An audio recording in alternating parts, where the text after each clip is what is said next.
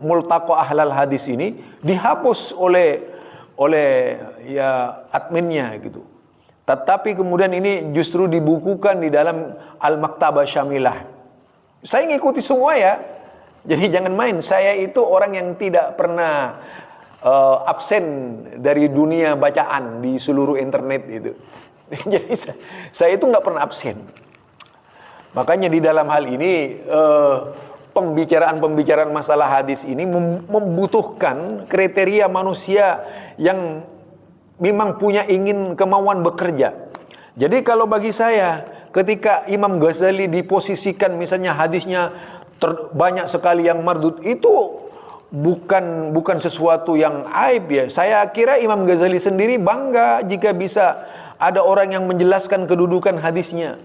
Iya, saya yakin itu. Seandainya Imam Ghazali hidup, bangga kalau ada yang menjelaskan kalau hadis-hadisnya itu terdiri dari hadis-hadis palsu dan lemah gitu. Itu sangat bangga karena beliau seorang intelektual, bukan seperti orang-orang sekarang begitu dikritisi Imam Ghazali sewot malah itu. Saya yakin karena ulama-ulama dahulu itu berlapang dada, bukan ulama sempit, sudah salah nggak mau minta maaf gitu. Aduh, parah itu orang. Sudah salah masih nggak mau minta maaf. Harusnya minta maaf dong, ya saya salah gitu.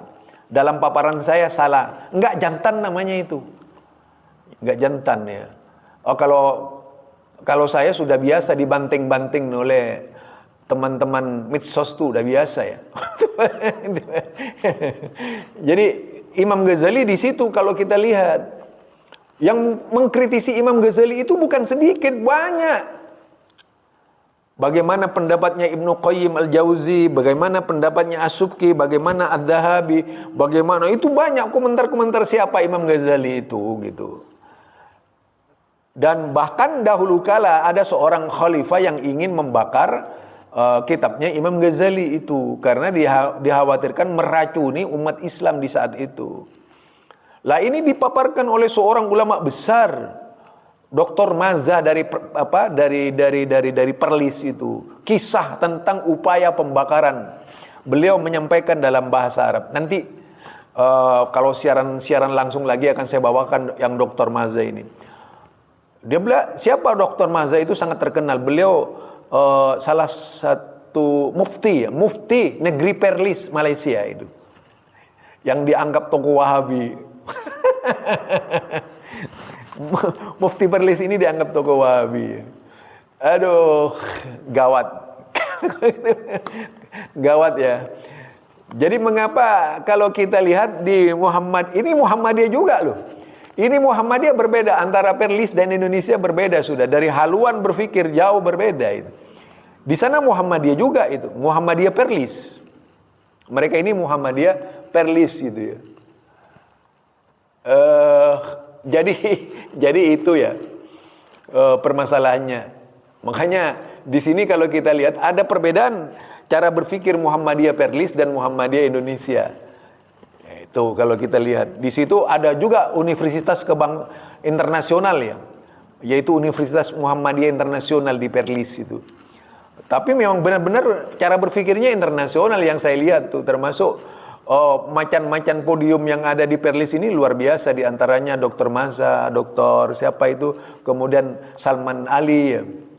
Lah itu adalah kalau kita banyak sebenarnya yang di situ itu orang-orang hebatnya banyak, cuma mereka itu kadang-kadang yaitu tadi calling down. Dan di sana terbuka coba sampai ada kelompok-kelompok lain yang berbeda haluan itu diadakan debat itu di Perlis gitu ya. Di Perlis diadakan debat. Ayo siapa yang nggak setuju debat sini. Ini kalau di Indonesia lain, di Indonesia itu lain. Kalau di Indonesia yang tidak setuju ini berbahaya, perlu ini disingkirkan itu.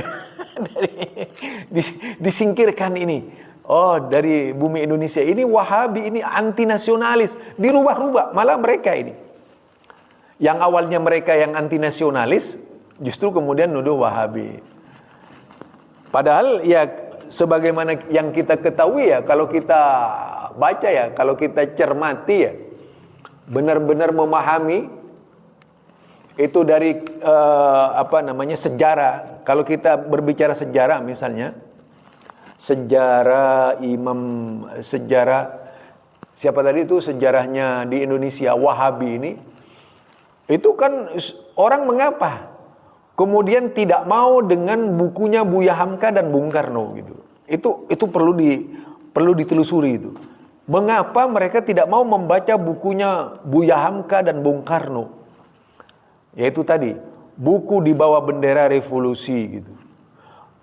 Ada lagi buku yang bagus tuh kalau mau dibaca, Dr. Deli Arnold, buku sejarah yang membahas perselisihan pendapat dari sejak awal itu. Apa sebabnya terjadi begini-begini di Indonesia? Itu ada buku Deli Arnold. Di situ ada pandangan negatif, ada pandangan positif buku-buku itu tuh. Deli Arnold ya, Dr. Deli Arnold itu sudah pengarang dahulu kala ya. Nah, kemudian Buya Hamka sendiri. Buya Hamka ini menurunkan sebuah tulisan tadi dari buku Perbendaharaan Lama tentang Wahabi. Kemudian kita lihat juga itu sebuah buku yang ditulis oleh Bung Karno di bawah bendera revolusi yang juga berbicara tentang Wahabi. Dari ketiga tokoh terkenal ini di zaman itu tidak pernah kemudian menyimpulkan bahwa gerakan Wahabi itu adalah gerakan haram di Indonesia gitu. Justru dianggap gerakan Wahabi ini memotivasi dunia menjadi orang-orang yang merdeka berpikir. Bagaimana perkataannya dari tiga tokoh besar ini? Yang kelak kemudian ditanggapi miring oleh mereka yang memang berusaha menjadikan negara Indonesia itu di bawah kebiasaan adat berpikir masa lalu. Artinya sinkretisme dan sebagainya yang memasung cara berpikir mereka itu.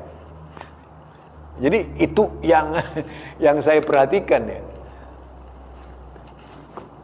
Terus